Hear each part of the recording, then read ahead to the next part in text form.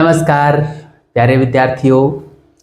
सातवाहन वंश हम पढ़ रहे थे और पिछली क्लास में हमने सातवाहन वंश का एक बेसिक परिचय देख लिया था, जिसमें हमने सातवाहन कौन थे, उनका क्षेत्र क्या था, सातवाहन वंश की स्थापना कैसे हुई, ये सारी बात हमने कर ली थी। ठीक है, आज हम पढ़ेंगे आरंभिक सातवाहन शासकों को, जो कि बड़े ही महत्वपूर्ण हैं। उनमें से सिमुक से सवाल पूछा जाता है और सातकर्णी प्रथम से सवाल पूछा जाता है। एक बीच में कृष्ण या कान्हा और आता है, लेकिन वहाँ से सवाल बनने के चांसेस कम रहते हैं। ठीक है, सातकर्णी प्रथम बड़ा महत्वपूर्ण है। उसके बाद अंधकार युग आता है, उसमें भी एक शासक हाल जो है वो बड़ा महत्वपूर्ण आता है। वहाँ से सवाल अक्सर एग्जामों में पूछे गए हैं। ठीक है, तो चलिए हेडिंग डालता हूँ मैं, आरंभिक शासक। हम देखो क्या पढ़ रहे थे, सातवाहन वंश पढ़ रहे थे, सातवाहन वंश पढ़ रहे थे। इसमें हम आज जो पढ़ेंगे वो पढ़ेंगे आरंभिक शासक। ठीक है, आरंभिक शासक हम पढ़ेंगे। आरंभिक शासक में एक नाम आता है सिमुक का। ठीक है, सिमुक या सिंधुक भी इसको कहीं कहीं पे जो है लिखा जाता है ना। मैंने आपको पिछली क्लास में बताया था इसके नाम, सिमुक, सिंधुक या क्षिप्रक भी मिल जाता है। तो सिमुक जो था यह इस वंश का संस्थापक था और कोटलिंगल से इसके ताम्र व पोटीन के सिक्के भी मिले हैं, यह भी आपको ध्यान में रखना है। इसके अलावा जो नागनिका का नानाघाट अभिलेख मिलता है, उस अभिलेख में सातवाहन वंश के इस संस्थापक का नाम मिल जाता है, सिमुक का नाम जो है मिल जाता है। बस 3 बातें ही इसके काल की महत्वपूर्ण है और इसमें ज़्यादा कुछ है नहीं। ठीक है, तो मैं यहाँ पे लिख देता हूँ सिमुक के बारे में क्या क्या बातें हैं। एक तो संस्थापक था, सातवाहन वंश का संस्थापक था, है ना। सातवाहन वंश का संस्थापक, सातवाहन वंश का संस्थापक एक बात। दूसरी बात इसकी क्या है, दूसरी बात जो इसकी है वो है कि कोटलिंगल से इसके ताम्र व पोटीन के सिक्के मिलते हैं। कोटलिंगल कहाँ पड़ता है, मैंने आपको पिछली क्लास में बताया था। कोटलिंगल से इसके ताम्र व पोटीन के सिक्के मिले हैं, ताम्र व पोटीन के सिक्के मिले हैं।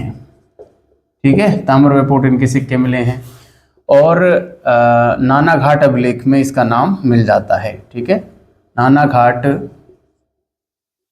अभिलेख में इसका नाम मिल जाता है। ठीक है, नानाघाट अभिलेख में इसका नाम मिल जाता है। ये 3 फैक्ट आपको बेहतरीन तरीके से ध्यान में रखने हैं। इसके अलावा सिमुक से जो सवाल है वो नहीं बनता। ठीक है, तो ये सिमुक हो गए। दूसरे नंबर पे कृष्ण या कान्हा आएंगे, जो सिमुक के ही छोटे भाई थे मगर बड़े ही अयोग्य शासक थे। उसकी एक ही उपलब्धि है कि उसने नासिक को अपने साम्राज्य में सम्मिलित किया था और नासिक लेख में कृष्ण या कान्हा का नाम मिल जाता है बस। ठीक है, तो उस बात को भी मैं यहाँ पे लिख देता हूँ नंबर 2 पे, कृष्ण या कान्हा। ठीक है, कृष्ण या कान्हा। कृष्ण या कान्हा की जो उपलब्धि है वो ये है कि सिमुक का छोटा भाई था, सिमुक का छोटा भाई था और अयोग्य शासक था, अयोग्य शासक था। एक ही उपलब्धि मिलती है, उपलब्धि है कि नासिक को अपने साम्राज्य में शामिल किया। ठीक है, और इसका नाम जो है नासिक लेख में मिल जाता है, इसका नाम नासिक लेख में मिल जाता है। ठीक है, इसका नाम नासिक लेख में मिल जाता है, यह बात भी यहाँ पर है। ठीक है, तो ये दो नाम बड़े महत्वपूर्ण हैं आरंभिक शासकों में, ये दो ही नाम हैं, आपको याद रखने हैं। दोनों में क्या क्या बातें थी, प्रमुख बात मैंने यहाँ पे लिख दी है। तीसरा नाम आता है सातकर्णी प्रथम का, जो कि बड़ा ही महत्वपूर्ण और इम्पोर्टेंट नाम है, क्योंकि सातकर्णी प्रथम ही सातवाहनों का वह पहला शासक था जिसने सातवाहन वंश को समृद्धि दिलाई, प्रसिद्धि दिलाई, एक गौरव प्रदान किया, एक साम्राज्य बनाया इसको। ठीक है, और इसका जो प्रसार क्षेत्र हैं वो हमको मिलते हैं कई जगह से, जैसे पश्चिमी मालवा से इसके जो है कुछ सिक्के मिले हैं, जिससे यह मतलब जो तांबे की जो मुद्रा मिली है उस पे सातकर्णी प्रथम का नाम मिलता है पश्चिमी मालवा से, है ना। तो इस आधार पे कहा जाता है कि पश्चिमी मालवा इसके शासन क्षेत्र में रहा होगा। इसके अलावा जो है विदर्भ है ना, और अनूप क्षेत्र है और सांची का क्षेत्र है, ये क्षेत्र भी सातकर्णी प्रथम के शासनकाल में या शासन इनके ऊपर भी सातकर्णी प्रथम ने शासन किया था, ऐसा अनुमान लगाया जाता है। इसी के साथ विदिशा जो पड़ता है हमारे, मैंने आपको विदिशा करवाया है, मध्य प्रदेश में पड़ता है विदिशा। विदिशा से मालव शैली के सिक्के इसके मिले हैं, है ना, विदिशा से मालव शैली के सिक्के मिले हैं। इसके अलावा एक ग्रंथ मिलता है पेरिप्लस ऑफ एरिथ्रियन सी। ठीक है, क्या नाम है, पेरिप्लस ऑफ एरिथ्रियन सी, जिसके राइटर अज्ञात है ना, उसमें लिखा नहीं है कि वो किसका है, मतलब किसी को भी पता नहीं है ना, मुझे ही पता नहीं है ऐसा नहीं है, किसी को भी पता नहीं है कि पेरिप्लस ऑफ एरिथ्रियन सी नाम से जो पुस्तक है उसके राइटर कौन है। ठीक है, लेकिन उस पुस्तक में यह लिखा है कि सातकर्णी प्रथम, जिसको एल्डर सारागनुस लिखा है, एल्डर सारागनुस का कल्याण व प्रतिष्ठान नामक बंदरगाहों पर नियंत्रण था। ठीक है, इस हिसाब से ऐसा अनुमान लगाया जाता है ये जो मैंने 2-3 विवरण आपको बताए उसके आधार पे कि संपूर्ण जो गोदावरी घाटी थी उसके ऊपर सातकर्णी प्रथम का नियंत्रण था। इसलिए सातकर्णी प्रथम ने जो है, और यह भी जानकारी मिलती है कि सातकर्णी प्रथम ने प्रतिष्ठान को अपनी राजधानी बनाया था, इसलिए सातकर्णी प्रथम की उपाधि प्रतिष्ठानपति की भी मिलती है। लेकिन यह भी ध्यान रहे, सातकर्णी प्रथम के काल में कलिंग जो था वो सातवाहनों के साम्राज्य का हिस्सा नहीं था, क्योंकि सातकर्णी प्रथम के समय कलिंग का जो शासक था वो खारवेल था, जिसके खारवेल के हाथी गुफा अभिलेख से यह जानकारी मिलती है कि कलिंग अभियान की जानकारी वहाँ से मिलती है। यह बात आपको जो है ध्यान में रखनी है, मतलब कलिंग ने सातवाहन अभियान किया था ना, कलिंग शासक ने, उसकी जानकारी मिलती है। ठीक है, तो ये कुछ जानकारी है सातकर्णी प्रथम के बारे में। उसके बाद सातकर्णी प्रथम की मृत्यु हो जाती है। इसके 2 अल्पवयस्क पुत्र थे, वेदश्री और शक्तिश्री।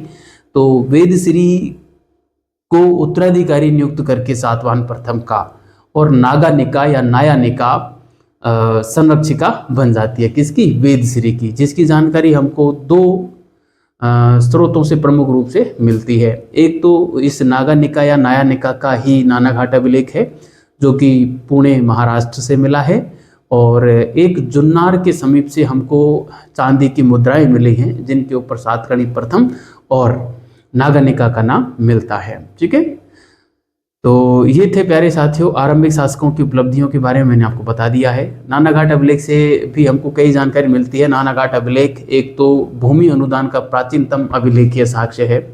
नंबर 2, नानाघाट अभिलेख से सातकर्णी प्रथम के द्वारा अश्वमेध यज्ञ किए जाने की जानकारी मिलती है। उसमें कुल 18 यज्ञों का उल्लेख मिलता है, जिनमें से 3 यज्ञ सातकर्णी प्रथम ने करवाए थे, और उन 3 यज्ञों में से 2 यज्ञ तो अश्वमेध यज्ञ थे, एक राजसू यज्ञ था। अश्वमेध यज्ञ क्या होता है, राजसू यज्ञ क्या होता है, बेहतरीन तरीके से मैंने आपको वैदिक काल में पढ़ाया है। जो भी विद्यार्थी डायरेक्ट इस क्लास को देख रहे हैं उनसे मैं गुजारिश करूंगा कि वो वैदिक काल वाली क्लासों को जाके देखें, आपको मज़ा आ जाएगा। इतना बेहतरीन तरीके से, इतना डिटेल में मैंने आपको पढ़ाया है। ठीक है, तो ये इस सारी बातों को साथियों मैं अब यहाँ पे लिख देता हूँ, और फिर हम जो है आगे बढ़ेंगे। ठीक है, तो हेडिंग डालिए सातकर्णी प्रथम। तीसरे नंबर का शासक है सातकर्णी प्रथम, ठीक है, सातकर्णी प्रथम। इसकी जो उपलब्धियां हैं उसमें मैं लिखूंगा कि सातवाहन वंश का प्रथम शासक, सातवाहन वंश का प्रथम शासक जिसने जिसने इस वंश को प्रसिद्धि दिलवाई, जिसने इस वंश को प्रसिद्धि दिलवाई, ठीक है, सातवाहन वंश का प्रथम शासक जिसने इस वंश को प्रसिद्धि दिलवाई, ठीक है। और इसका जो शासन क्षेत्र था उसके बारे में हमको कई जानकारी हमको जो है वो मिल जाती है, जिसको पढ़ने से यह अनुमान लगता है कि सातवाहन प्रथम ने और अपने शासन का खूब विस्तार किया था, अपने साम्राज्य का खूब विस्तार किया था, ठीक है। तो मैं यहाँ पे लिखूंगा इसने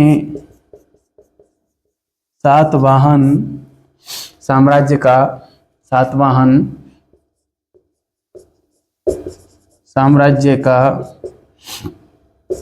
विस्तार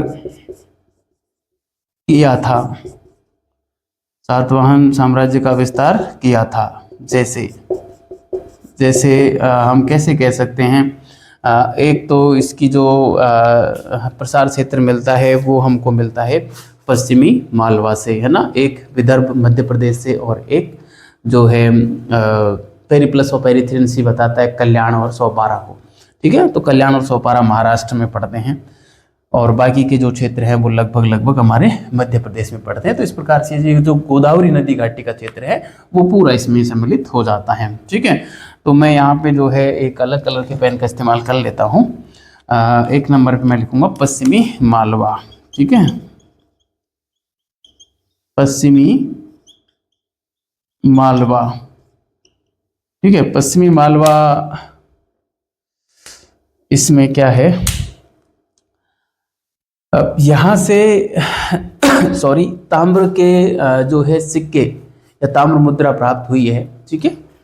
यहाँ से पश्चिमी मालवा से ताम्र मुद्राएं प्राप्त हुई हैं जिस पर जो है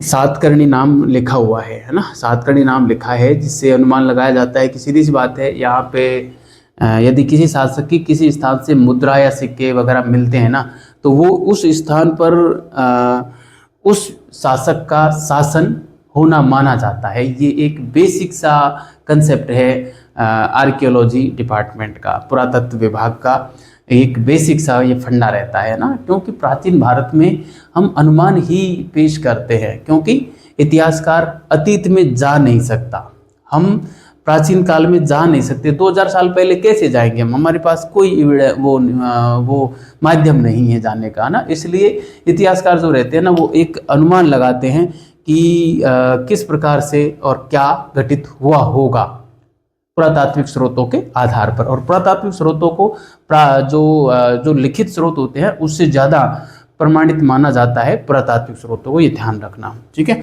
तो पश्चिमी मालवा, यहाँ से ताम्र मुद्रा प्राप्त हुई है, ताम्र मुद्रा प्राप्त हुई है जिस पर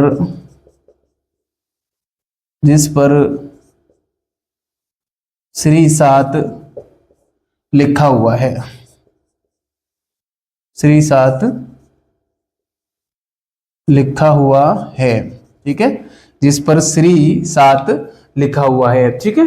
तो पश्चिमी मालवा से मिली है, श्री 7 लिखा हुआ है, इसका मतलब पश्चिमी मालवा इसके अधिकार में रहा होगा। इसके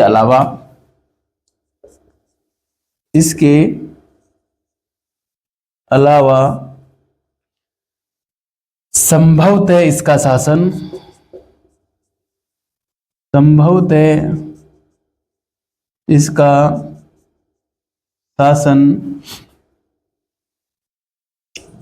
अनूप क्षेत्र विदर्भ क्षेत्र ये विदर्भ है ना, विदर्भ क्षेत्र व सांची क्षेत्र पर भी रहा होगा। ऐसा अनुमान लगाया जाता है कि इसका जो शासन क्षेत्र था वो पश्चिमी मालवा के साथ साथ अनूप क्षेत्र, विदर्भ व सांची क्षेत्र पर भी रहा होगा, क्योंकि यहाँ से कुछ सिक्के हमको मिले हैं सातकर्णी प्रथम के। ठीक है, अब विदिशा की बात करूं तो विदिशा से भी जो है इसके जो है मालवा शैली की या मालव शैली की कुछ मुहरें मिली हैं। ठीक है, तो यहाँ पे मैं लिख सकता हूँ 2 नंबर पे विदिशा। विदिशा कहाँ पड़ता है? एमपी में पड़ता है। विदिशा का विसनगर मैंने आपको बढ़िया तरीके से पढ़ाया है, जहाँ पे गरुड़ ध्वज स्तंभ मिला है। किसने लिखवाया था आप कमेंट करके बताएंगे किसका है गरुड़ ध्वज स्तंभ और क्या जानकारी देता है, यह भी आप मुझे बताएंगे। मैं यहाँ पे लिखूंगा मालव शैली की, मालव शैली की मोहरें यहाँ से मिली हैं। मालव शैली की मोहरें यहाँ से मिली हैं, यह बात आपको ध्यान में रखनी है। ठीक है, मालव शैली की मोहरें मिली हैं। इसके अलावा एक तीसरा जो पॉइंट है वो इसमें आ जाता है पेरिप्लस ऑफ एरिथ्रियंसी पुस्तक का रेफरेंस। ठीक है, तो ये पुस्तक है Periplus of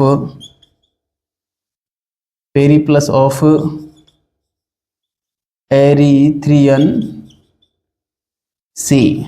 Periplus of Erythraean Sea, इस पुस्तक का लेखक अज्ञात है, ये ध्यान रखना ना। लेकिन इसमें क्या लिखा है कि जो श्री सातकर्णी है इसके लिए एल्डर सारागनुस लिखा है। एल्डर सारागनुस का नियंत्रण सोपारा व कल्याण बंदरगाह पर था। ठीक है, क्या लिखा है इसमें, क्या लिखा है कि एल्डर सारागनुस का मतलब इतिहासकारों ने किससे लगाया है? ये सातकर्णी प्रथम से लगाया है ना। किससे लगाया है? सातकर्णी प्रथम से लगाया है, क्योंकि इसमें स्पष्ट बात तो है नहीं, तो एक इतिहासकारों का अनुमान है कि एल्डर सारागनुस सातकर्णी प्रथम रहा होगा। इस पुस्तक का लेखक जो है वो सातकर्णी प्रथम को एल्डर सारागनुस लिखता है, ये समझो आप। ठीक है, कि एल्डर सारागनुस का नियंत्रण, एल्डर सारागनुस का नियंत्रण कल्याण व सोपारा बंदरगाह पर था।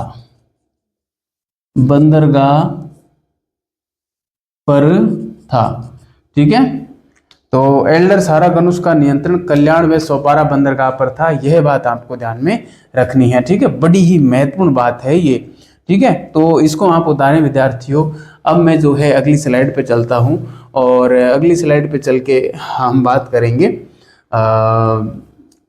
जो है इससे आगे की। ठीक है, तो आप इसको उतारें, मैं इसको मिटा रहा हूँ। ठीक है, बढ़िया तरीके से ध्यान में रखना और इसको बार बार पढ़ना, तो सारे सवाल आपके जो है यहीं से क्लियर हो जाएंगे, कुछ भी बाहर नहीं जाएगा। इतना आप पिछले साल के पेपरों को इसके साथ में शामिल कर लेते हो ना, तो ये कंटेंट एकदम सफिशिएंट हो जाएगा। ठीक है, किसी प्रकार की कोई दिक्कत यहाँ पे जो है आपको नहीं रहने वाली। तो आप खूब मेहनत करना, पिछले साल के पेपरों को पढ़ना, इस कंटेंट को पढ़ना बार बार, और फिर कोई टेस्ट सीरीज ज्वाइन कर लेना, तो आपका काम बढ़िया तरीके से जो है यहाँ पर हो जाएगा। ठीक है, तो अब हम इसके शासन विस्तार को हमने देख लिया है। अब हम देखते हैं कि इस प्रकार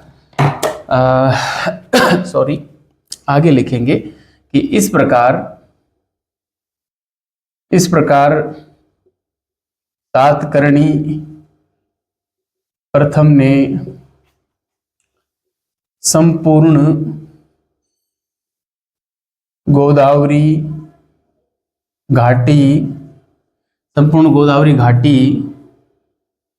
पर अपना नियंत्रण स्थापित करके नियंत्रण स्थापित करके, संपूर्ण गोदावरी घाटी पर अपना नियंत्रण स्थापित करके और प्रतिष्ठान को अपनी राजधानी बनाया, करके प्रतिष्ठान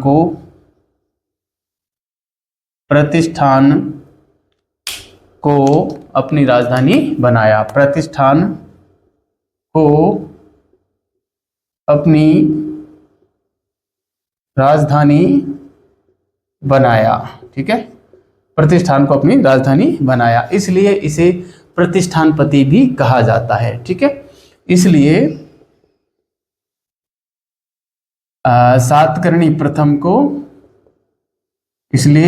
प्रथम को प्रतिष्ठानपति भी कहा जाता है ना। प्रतिष्ठानपति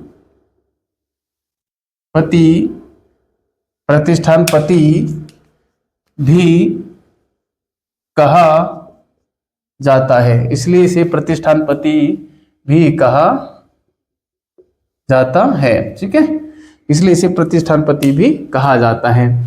लेकिन यह ध्यान रखना, इसके समय में कलिंग जो है इसके साम्राज्य का हिस्सा नहीं था। ठीक है, ये बात मैं यहाँ पे अगला एरो दे के लिखता हूं। इसके समय सातवाहन साम्राज्य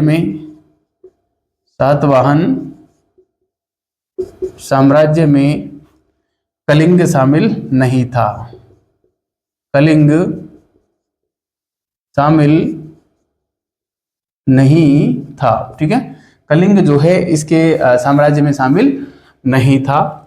और कलिंग का जो शासक है वो इस समय खारवेल का नाम मिलता है, कलिंग शासक खारवेल का नाम मिलता है, जिसके हाथी गुफा अभिलेख से जानकारी मिलती है, से सातवाहन अभियान की जानकारी मिलती है। ठीक है, इस समय कलिंग शासक कौन था? इस समय कलिंग शासक खारवेल था। इस समय कलिंग शासक खारवेल था। इस समय कलिंग शासक खारवेल था, जिसके हाथी गुफा, कहीं पर हाथी गुम्फा भी मिलता है ना, हाथी गुफा अभिलेख से सातवाहन अभियान की जानकारी मिलती है। सातवाहन अभियान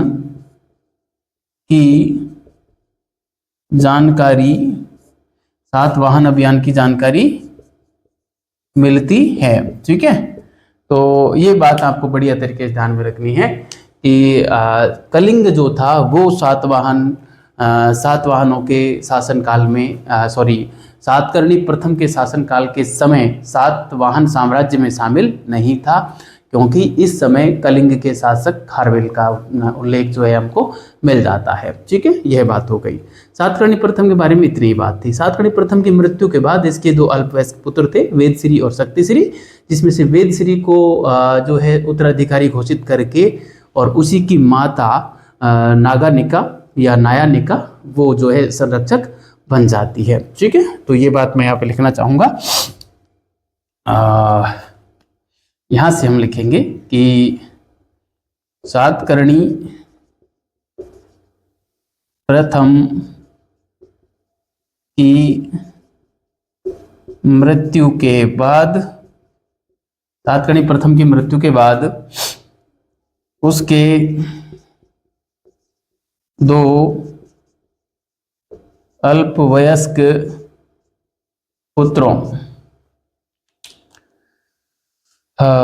क्या नाम है, वेदश्री व शक्तिश्री, वेदश्री व शक्तिश्री, उसके दो अल्पवयस्क पुत्रों वेदश्री व शक्तिश्री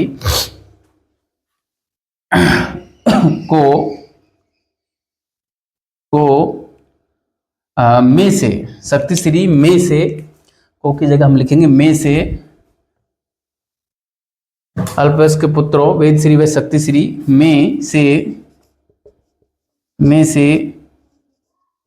वेदश्री को वेदश्री को उत्तराधिकारी घोषित करके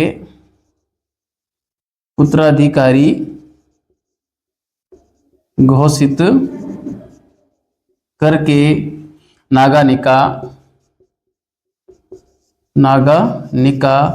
या नायनिका संरक्षिका बन जाती है। संरक्षिका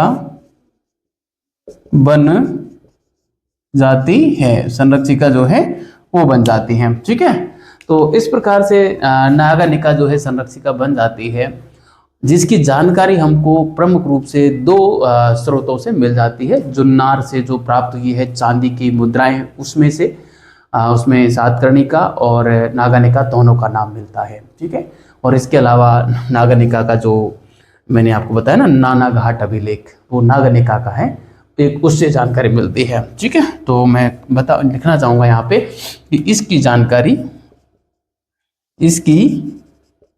जानकारी दो स्रोतों से मिलती है। इसकी जानकारी दो स्रोतों से मिलती है। इसकी जानकारी दो स्रोतों से मिलती है। तो दो स्रोतों में कौन कौन से नाम हैं? सबसे पहले मैं लिखूंगा यहाँ पे 1 नंबर पे नानाघाट अभिलेख। नानाघाट अभिलेख, ठीक है। नानाघाट अभिलेख जो है, नानाघाट अभिलेख ये हमको मिला है पूना, महाराष्ट्र से। ठीक है, नागानिका का है ये, है ना। यह अभिलेख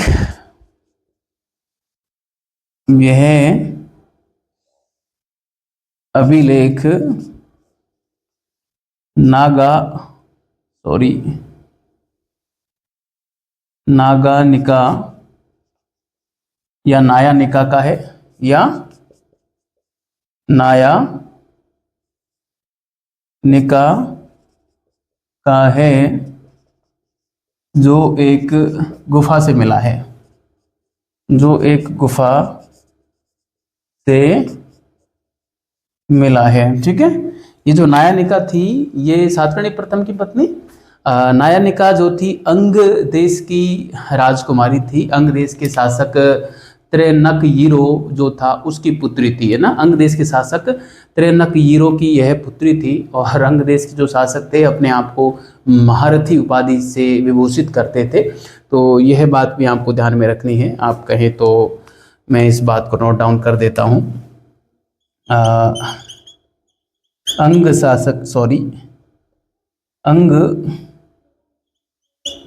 शासक त्रेनकयिरो की पुत्री थी। त्रेनकयिरो की पुत्री थी, ये बात आपको ध्यान रखनी है। और त्रेनकयिरो जो था ये महारथी उपाधि धारण करता था ना, ये महारथी है। ठीक है, महारथी उपाधि धारण जो है ये लोग करते थे। ठीक है, अब इस अभिलेख से हमको जो जानकारी मिलती है वो प्रमुख रूप से कई जानकारियां मिलती हैं। जैसे मैंने आपको बताया कि भूमि अनुदान का प्राचीनतम उल्लेख यह अभिलेख करता है। ठीक है, पहला। दूसरा बहुत इंपॉर्टेंट है, ध्यान रखना, इंपॉर्टेंट मोस्ट लगा देना। नानाघाट अभिलेख को जो है आप मोस्ट लगा देना इसको, ये पूछा जा सकता है। ठीक है, इसमें जानकारी क्या क्या मिलती है देखो। एक तो भूमि अनुदान का प्राचीनतम अभिलेख है, ये मैं यहाँ पे लिखना चाहूँगा, भूमि अनुदान का प्राचीनतम उल्लेख। ठीक है, प्राचीनतम उल्लेख। तो आपसे ये पूछा जा सकता है कि भूमि अनुदान करने वाला जो पहला वंश था वो कौन सा था, तो आपको ध्यान रखना है सातवाहन वंश था। जानकारी कहाँ मिलती है? नानाघाट अभिलेख में। नानाघाट अभिलेख कहाँ से मिला है? पूना, महाराष्ट्र से। किसका है? तो ये नागानिका का है। नागानिका कौन थी? अंग देश के शासक त्रेनकयिरो की पुत्री थी। ठीक है, तो ये सारी बातें आपको ध्यान में रखनी है। और वेदश्री की ये माता लगती थी, तो सातकर्णी प्रथम की पत्नी थी। ठीक है, आप ये समझ गए होंगे, इतना सब कुछ लिखने की आवश्यकता नहीं है। एक तो ये हो गया। एक उल्लेख मिलता है सातकर्णी प्रथम द्वारा यज्ञ किए जाने का, है ना। इसमें कुल जो है 18 यज्ञों की जानकारी मिलती है ना। 18 यज्ञों की जानकारी जो है मिलती है, जिसमें से 3 यज्ञ किसने करवा, सॉरी यज्ञ है ये, जिसमें से 3 यज्ञ जो है, 3 में से जैसे 2 यज्ञ तो 2 तो अश्वमेध और 1 राजसूय, है ना। अश्वमेध और राजसूय, ये यज्ञ तो किसने करवाए थे? 3 यज्ञ तो करवाए थे किसने? सातकर्णी प्रथम ने करवाए थे, सातकर्णी प्रथम द्वारा करवाए गए थे। यह जानकारी हमको यहाँ से मिल जाती है, ठीक है। इसके अलावा सॉरी, सातकर्णी प्रथम की यहाँ पे उपाधियां मिलती हैं, जैसे सूर है, वीर है, दक्षिणापति है, अप्रतिहत चक्र है, ऐसी उपाधियां यहाँ पे सातकर्णी प्रथम की मिल जाती हैं। तो यहाँ पे विद्यार्थियों ये पूरा आएगा नहीं, कट जाएगा नीचे। तो मैं जो है अगली स्लाइड पे आता हूँ, वहाँ पे नानाघाट अभिलेख की जानकारी का उल्लेख और मैं बढ़िया तरीके से करता हूँ। आप इसको उतारें, मैं इसको मिटा रहा हूँ, और नानाघाट अभिलेख का से क्या जानकारी मिलती है वो मैं यहाँ पे लिखूंगा अब, ठीक है। आरंभिक शासक वाला पॉइंट भी मैं यहाँ से मिटा दे रहा हूँ। आपने इसको बढ़िया तरीके से उतारा होगा और पूरी कहानी एकदम आपको अच्छे से समझ में आ रही होगी। आप बस मेरे साथ मेहनत करेंगे तो इतिहास विषय की सारी एग्जामें आपकी बढ़िया तरीके से पास हो जाएंगी, ये मेरा पूरा विश्वास भी है ना। बस आप यहाँ से मैं जो पढ़ा रहा हूँ ना, उसको गलत मत करना, आपका काम बढ़िया तरीके से हो जाएगा। और आने वाले 3-4 साल तक भी ये जो नोट्स हैं, ये जो मेरी क्लासें हैं, ये एकदम सफिशिएंट रहेंगी, पर्याप्त रहेंगी।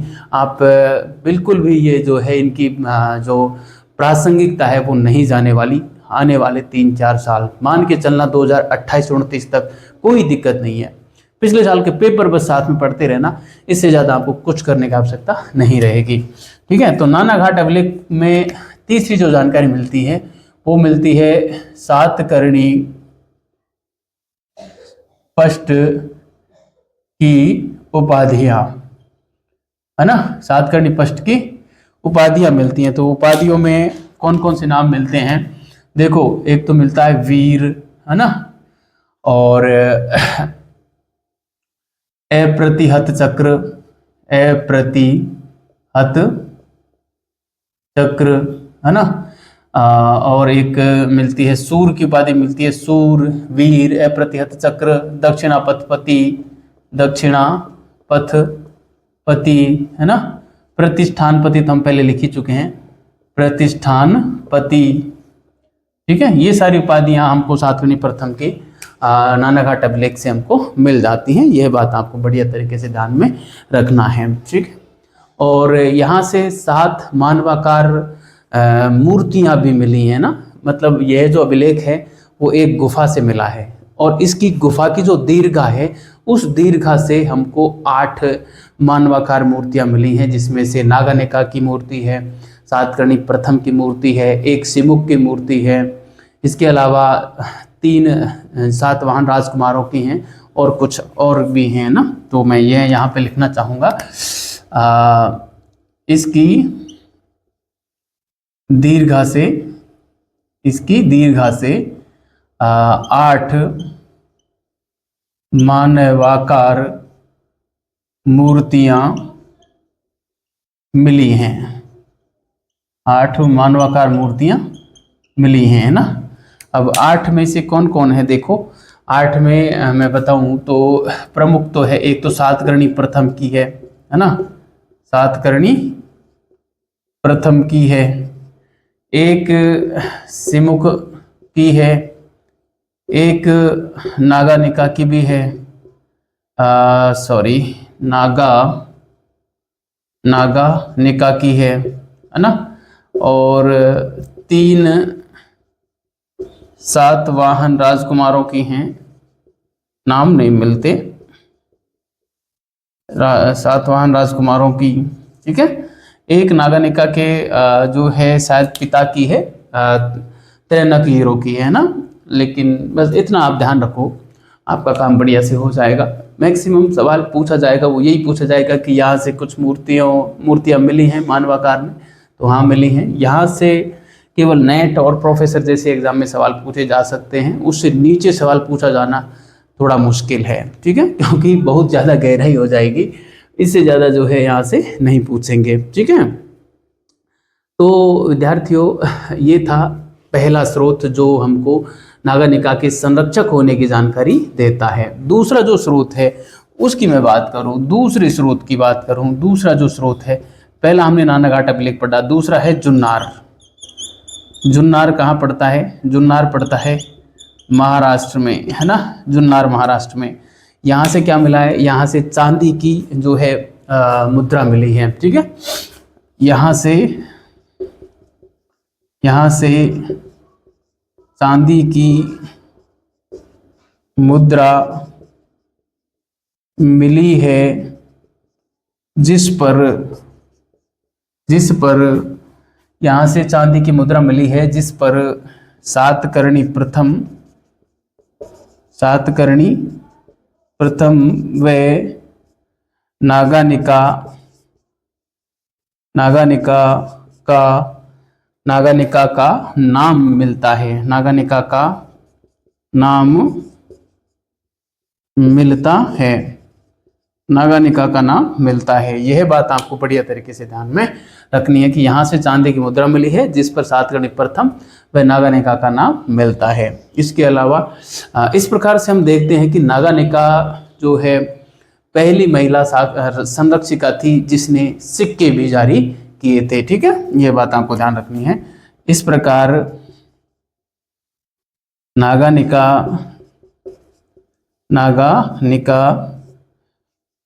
पहली महिला संरक्षिका मानी जाती है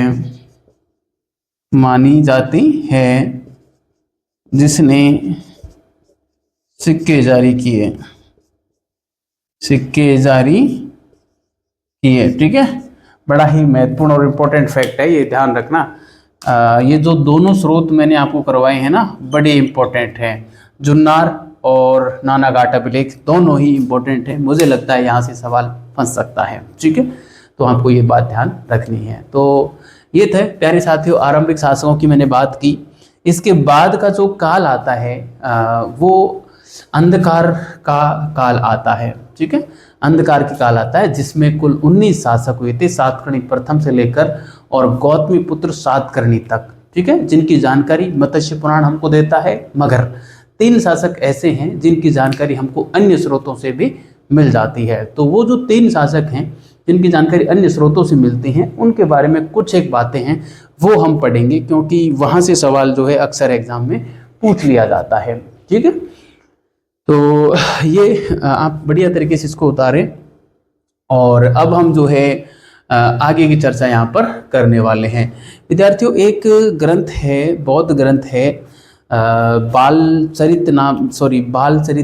वीरचरित नाम है, जिससे भी हमको सातकर्णी प्रथम की जानकारी मिल जाती है। वो बात भी मैं यहाँ पे नोट डाल के लिखाना चाहूँगा। नोट डाल के आप थोड़ा लिखें कि क्या लिखेंगे कि वीरचरित एक ग्रंथ है, वीरचरित नामक बौद्ध ग्रंथ में सातकर्णी प्रथम का नाम मिलता है। सातकर्णी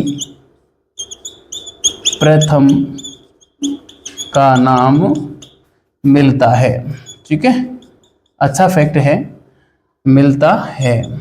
पूछ लिया जाता है कई कबार कि ऐसे 4 कथन देंगे जिसमें पूछेंगे सही कौन सा है या गलत कौन सा है। उसमें से 3 यहाँ से उठा के दे देंगे, 1 इसको रख देंगे, है ना, और फिर उसमें 1 को किसी भी तरीके से गलत कर देंगे। जिसमें लिख देंगे कि वीरचरित नामक जैन ग्रंथ से सातकर्णी प्रथम का नाम मिलता है। तो ध्यान रखना, जैन ग्रंथ नहीं है, बौद्ध ग्रंथ है। एग्जाम में बस इतना सा ही अंतर किया जाता है ना। यहाँ पे लिखेंगे कि वीरचरित नामक बौद्ध ग्रंथ में सातकर्णी या फिर यहाँ पे गौतमी पुत्र सातकर्णी का नाम मिलता है, तो भी मामला जो गलत हो जाएगा, क्योंकि ये सातकर्णी प्रथम का नाम इसमें मिलता है। यह बात आपको ध्यान में रखनी है, ठीक है। तो अब मैं ये इसको मिटा रहा हूं और अंधकार युग की बात अब हम कर लेते हैं, ठीक है। तो चलिए मैं इसको मिटा देता हूं और आप हेडिंग डाल दीजिए अंधकार युग, जिसमें टोटल 19 शासक हुए, जिसमें से 17वें नंबर का जो शासक था वो बड़ा महत्वपूर्ण था, जिसको हम हाल के नाम से जानते हैं। हाल, है ना, जिसने गाथा सप्तशती नामक एक श्रृंगार रस प्रधान ग्रंथ लिखा था, जिसका जो प्रारंभ होता है वो शिव की स्तुति से किया जाता है ना। 700 कवित्व तो उसमें मिलते हैं, तो बड़ा महत्वपूर्ण है। मैं यहाँ पे लिखता हूँ अंधकार युग, ठीक है। अंधकार युग हम पढ़ेंगे, जिसमें जो है सातकर्णी प्रथम से लेकर और गौतमीपुत्र सातकर्णी तक टोटल 19 शासक हुए। वही बात मैंने आपको फिर बोल के बताई कि 19 शासक हुए जिनकी जानकारी मत्स्य पुराण से मिलती है, मगर 3 शासक इसमें ऐसे हैं जिनकी जानकारी हमको अन्य स्रोत भी देते हैं। 3 शासक कौन कौन से हैं? उसमें एक तो है अपालिक, एक है कुंतल सातकर्णी और एक है हाल, ठीक है। तो अपालिक के तो जो कुछ सिक्के हैं वो हमको मध्य प्रदेश से कुछ ताम्र सिक्के मिले हैं, इससे ज़्यादा जानकारी नहीं मिलती। कुंतल सातकर्णी का उल्लेख 2 ग्रंथों से हमको मिलता है। एक तो वात्स्यायन का जो कामसूत्र है उसमें नाम मिलता है, और एक राजशेखर बहुत बड़े विद्वान हुए थे, जिसने बहुत सारे ग्रंथ लिखे थे। राजशेखर ने बाल भारत, है ना, बाल रामायण और कर्पूर मंजरी, है ना, और काव्य मीमांसा, विद्युसाल भंजिका जैसे ग्रंथ लिखे। गुर्जर प्रतिहार शासकों में महीपाल और महेंद्रपाल उनके दरबारी विद्वान वो रहा था। उसने, राजशेखर ने काव्य मीमांसा में और जो है कुंतल सातकर्णी का उल्लेख किया है, और उसमें बताया है कि कुंतल सातकर्णी ने अपने जो अंतःपुर की जो रानियां थी उनको यह आदेश दिया था कि वो बोलचाल में प्राकृत भाषा का प्रयोग करेंगी। यह जो है बात हमको मिल जाती है। इसके अलावा एक और शासक है हाल, उसकी जानकारी भी हमको मिलती है। हाल जो कि बड़ा ही विद्वान शासक था और कवि वत्सल की उपाधि उसने ले रखी थी। गाथा सप्तशती नामक एक गीति काव्य, एक गेय काव्य उन्होंने लिखा था, जिसमें कुल 700 कवित्व मिलते हैं, और श्रृंगार रस प्रधान यह ग्रंथ है जिसमें शिव की स्तुति से इसको प्रारंभ किया गया है, ठीक है। और जो हाल था, हाल की पत्नी थी मलयवती, वो भी संस्कृत भाषा की बड़ी विद्वान थी, ठीक है। हाल के दरबार में 2 बड़े विद्वान लोग रहते थे। एक तो था वृहत कथा के लेखक गुणाढ्य, व सर्वतंत्र के जो लेखक थे, कातंत्र के जो लेखक थे सर्ववर्मन, वो रहते थे, है ना। कातंत्र जो ग्रंथ है वो संस्कृत भाषा के व्याकरण का ग्रंथ है, ठीक है। तो ये बात है। इसके अलावा जो लीलावती नामक एक ग्रंथ है, उसमें हमको हाल की सैनिक उपलब्धियों की जानकारी मिलती है। इसका एक सेनापति था विजयानंद, उसने श्रीलंका के ऊपर जो अभियान किया था उसकी जानकारी हमको मिलती है, ठीक है। तो ये था प्यारे साथियों हाल के बारे में जो प्रमुख बातें थी वो भी मैंने बताई, और 3 शासकों का जिक्र मैंने यहाँ पे कर दिया है, ठीक है। अंधकार युग में इतना ही है। इसके बाद क्या होता है कि ये कमजोर शासक तो थे ही, इसीलिए तो इसका काल अंधकार में युग कहलाता है। तो इनके कमजोर शासकों के चलते उत्तर पश्चिम भारत से और शकों के आक्रमण होने लगे, ठीक है। उत्तर पश्चिम भारत तो कौन सा आपको पता ही होगा। अक्सर जैसे मान लीजिए ये हमारा दक्षिण भारत है, तो उत्तर पश्चिम भारत ये होगा, है ना। यहाँ से जो है शकों के आक्रमण हुए, और इन शकों के आक्रमण के चलते शक सातवाहन संघर्ष अस्तित्व में आया, जिसके चलते भारत में शकों की 2 राजवंश यहाँ पे हुए। एक तो कार्दमक और एक चष्टन, ठीक है, कार्दमक और क्षयरात वंश। क्षयरात वंश में नहपान और भूमक नाम से 2 शासक हुए, और जो कार्दमक वंश था उसमें रुद्रदामन और चष्टन नाम से 2 शासक हुए, ठीक है। तो ये सारी बातें हैं। इसके बाद फिर इनके पुनरुत्थान का काल आ जाएगा, जिसमें सातवाहनों के जो गौतमीपुत्र सातकर्णी है 23वें नंबर का शासक है, उसका काल आएगा, और वो बहुत बड़ा शासक हुआ। ढेर सारी उपलब्धियां उसके बारे में हमको मिलती हैं।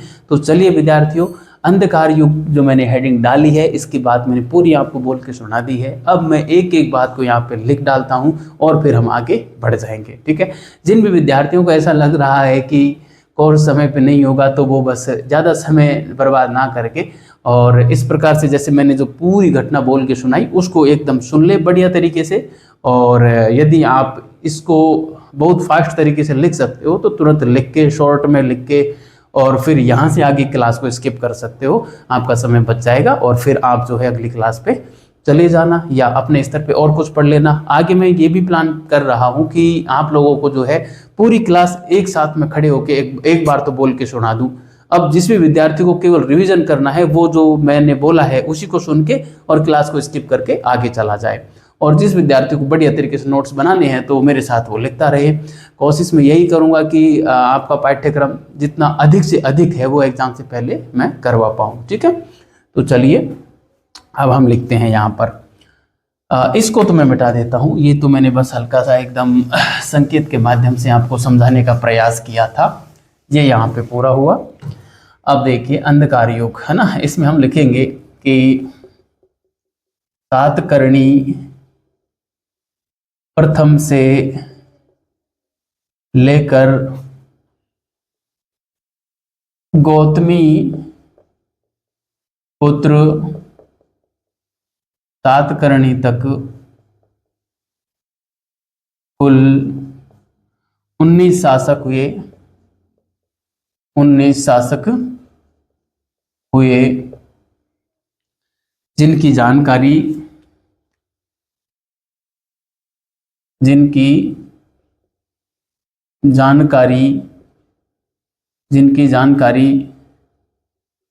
मत्स्य पुराण से मिलती है। जिनकी जानकारी मत्स्य पुराण से मिलती है। ठीक है, यह जो काल है ये अंधकार युग के नाम से जाना जाता है। ठीक है, यह काल अंधकार युग के नाम से जाना जाता है। अंधकार युग के नाम से जाना जाता है। ठीक है, यह काल अंधकार युग के नाम से जाना जाता है। ठीक है, अब इन 19 शासकों में से 3 शासक ऐसे हैं जिनकी जानकारी मत्स्य पुराण के अलावा भी मिलती है। ठीक है, मैं यहाँ पे लिखूंगा उक्त 19 शासकों में से 3 शासकों की जानकारी अन्य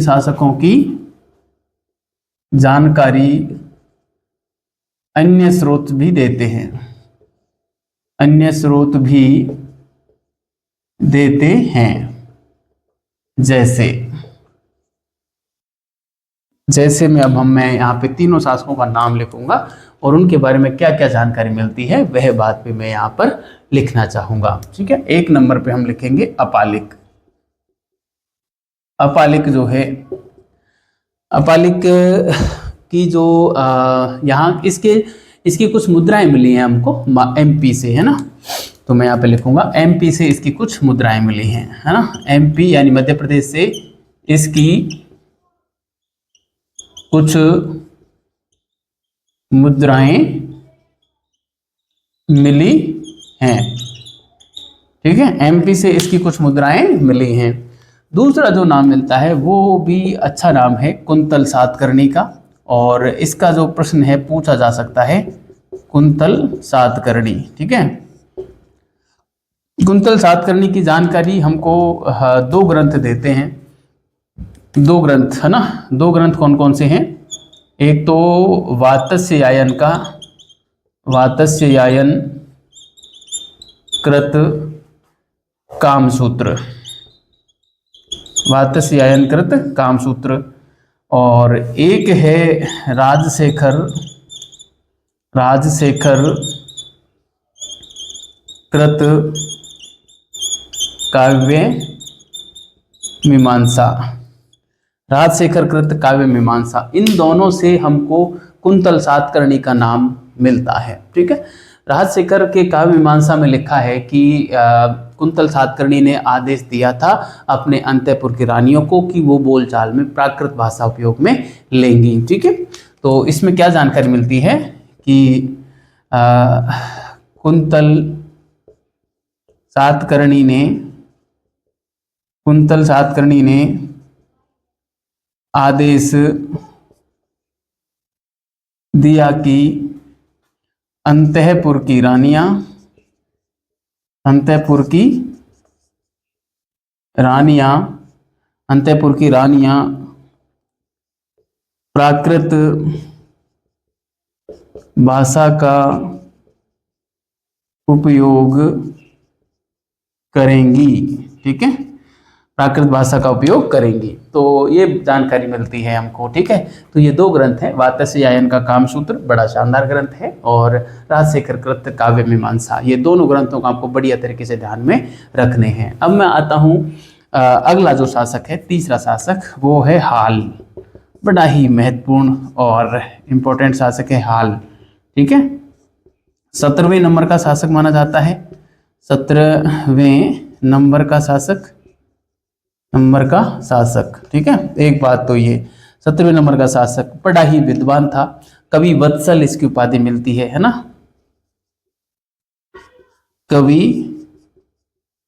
वत्सल उपाधि मिलती है ना।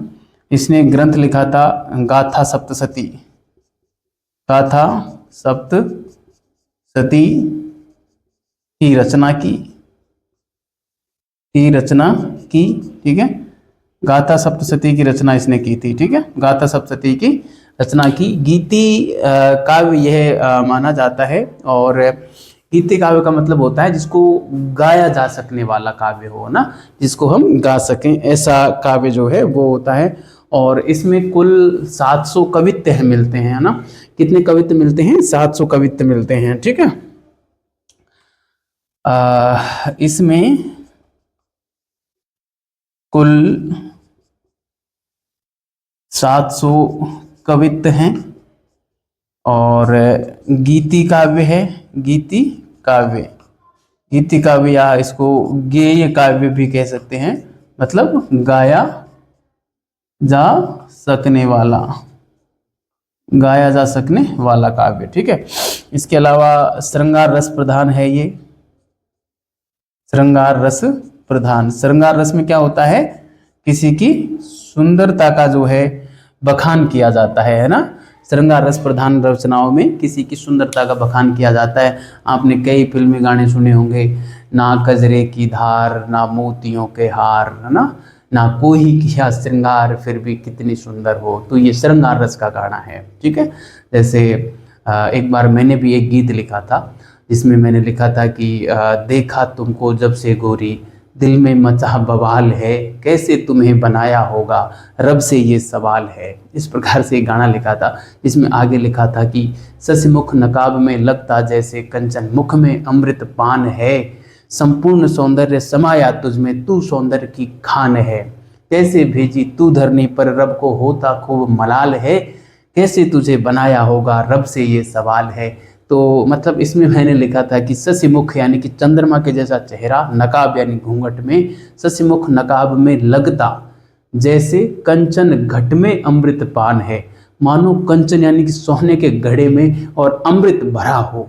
मतलब सोने का घड़ा क्या है? घूंघट, और अमृत है उसका रूप, सौंदर्य, है ना। संपूर्ण सौंदर्य समाया तुझ में, तू सौंदर्य की खान है, और कैसे भेजी तू धरनी पर, रब को होता खूब मलाल है। मतलब इस प्रकार से श्रृंगार रस का एक बेहतरीन उदाहरण हमने भी पेश किया था कभी, मैंने 2019 में लिखी थी वो रचना, तो वो श्रृंगार रस की थी। ठीक है, तो ये होता है श्रृंगार रस।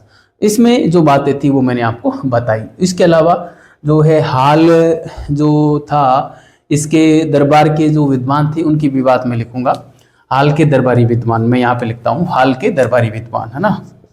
हाल के दरबारी विद्वान, ठीक है। हाल के जो दरबारी विद्वान है उसमें एक नाम तो आता है गुणाढ्य का, गुणाढ्य, और एक नाम आता है हमारे जो है सर्ववर्मन का, है ना, सर्ववर्मन। गुणाढ्य और सर्ववर्मन इसके दरबारी विद्वान थे। गुणाढ्य ने वृहत कथा लिखा। गुणाढ्य की रचना का क्या नाम है? वृहत कथा, ठीक है। गुणाढ्य ने वृहत कथा लिखी, जो कि हाँ बृहत कथा लिखी, और इसने जो लिखा सर्ववर्मन ने संस्कृत व्याकरण लिखा था, संस्कृत व्याकरण, ठीक है, संस्कृत व्याकरण का तंत्र, क्या रचना का नाम क्या है, कातंत्र, ठीक है, संस्कृत व्याकरण कातंत्र की रचना की थी, ठीक है। ये ध्यान रखना, वृहत कथा कोश जो है वो हरिसेन ने लिखा था, जबकि वृहत कथा मंजरी वो क्षेमेंद्र ने लिखा था, ये ध्यान रखना। मैं इन बातों को भी मैं यहाँ पे लिखना चाहूंगा, नोट डाल के मैं लिख देता हूं, वृहत कथा कोश की जो रचना की वो की थी हरिसेन ने। किसने की थी, हरिसेन ने की थी। और वृहत कथा मंजरी, वृहत कथा मंजरी की जो रचना की वो की थी क्षेमेंद्र ने की थी, ठीक है, ये क्षेमेंद्र है, सॉरी क्षेमेंद्र ने की थी। ये बात आपको नोट डाल के और बढ़िया तरीके से ध्यान में रखनी है, ठीक है। हाल की जो पत्नी थी मलयवती, वो भी संस्कृत की विद्वान थी, ये ध्यान रखना। इसकी पत्नी का नाम क्या था, मलयवती, रानी मलयवती थी, जो कि संस्कृत भाषा की विद्वान थी, संस्कृत भाषा की विद्वान, ठीक है, संस्कृत भाषा की विद्वान थी मलयवती। ये बात भी आपको ध्यान में रखनी है, ठीक है। तो ये हाल से संबंधित जो प्रमुख बातें थी वो मैंने आपको यहाँ पे बताई। अब आप इसको उतारें और इससे आगे की चर्चा हम अगले स्लाइड पे करते हैं, ठीक है। आप इसको उतारिए, मैं इसको मिटा रहा हूँ। अभी हाल के बारे में एक घटना और है कि जो हाल थे उसके समय की जो सैन्य उपलब्धियां जो थी उसकी जानकारी हमको लीलावती नामक ग्रंथ से मिल जाती है, जिसमें हाल के सेनापति विजयानंद की जानकारी मिलती है, जिसने श्रीलंका अभियान किया था, ठीक है, श्रीलंका अभियान जो किया था उसकी जानकारी हमको मिल जाती है। तो वह बात भी मैं यहाँ पे लिखकर और जो है आगे की चर्चा करता हूँ। तो क्या हम लिखेंगे कि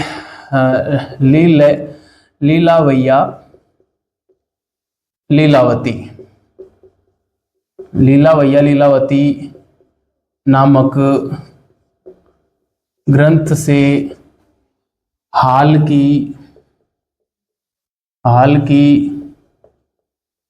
सैन्य उपलब्धियां मिलती हैं, ठीक है, सेनापति विजयानंद के द्वारा, और श्रीलंका अभियान की जानकारी यह देता है, ठीक है। तो मैं यहाँ पे लिखूंगा सेनापति विजयानंद की श्रीलंका अभियान की जानकारी, श्रीलंका अभियान की जानकारी देता है, ठीक है, की जानकारी देता है। तो यह बात आपको ध्यान में रखनी है। अब हमारे हाल जो है वो पूरा होते हैं।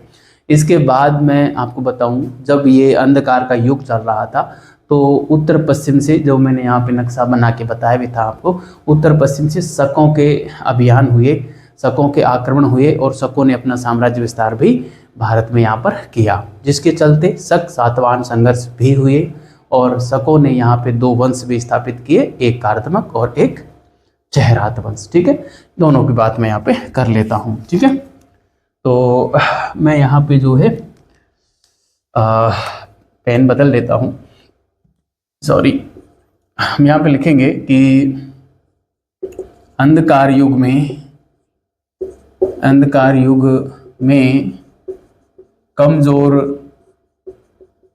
सातवाहन शासकों के चलते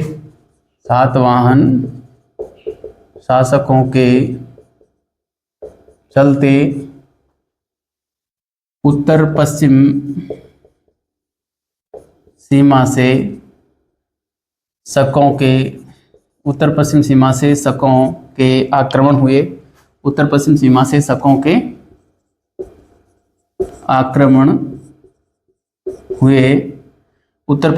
से शकों के आक्रमण हुए, जिसके चलते जिसके चलते शक सातवाहन संघर्ष हुआ। शक सातवाहन संघर्ष हुआ, ठीक है, जो कि यज्ञश्री सातकर्णी तक चलता रहा, जो कि यज्ञश्री सातकर्णी तक चलता रहा। इस दौरान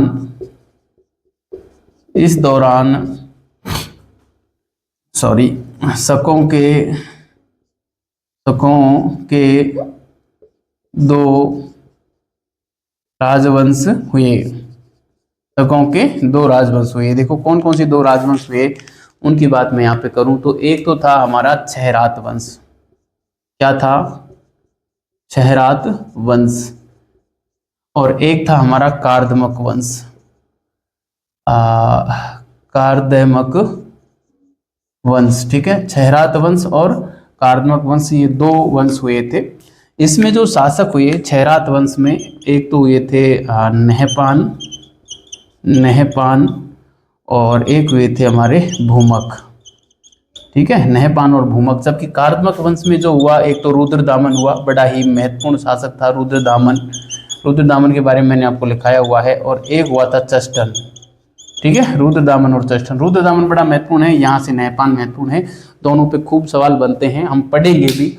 नहपान के जो सिक्के भी हमको मिले हैं जोगलथम्बी मुद्रा भंडार से, जिनके ऊपर पुनः अंकन किया था गौतमीपुत्र सातकर्णी ने, जो यह दर्शाता है कि गौतमीपुत्र सातकर्णी ने नहपान को पराजित किया था, अर्थात शकों को पराजित किया था। ये सारी बातें आगे आएंगी, वो पढ़ेंगे हम अगली क्लास में। तब तक के लिए विद्यार्थियों, आप इसको अच्छे तरीके से उतारें और अच्छे रहें, मस्त रहें, बढ़िया तरीके से लगातार पढ़ते रहें।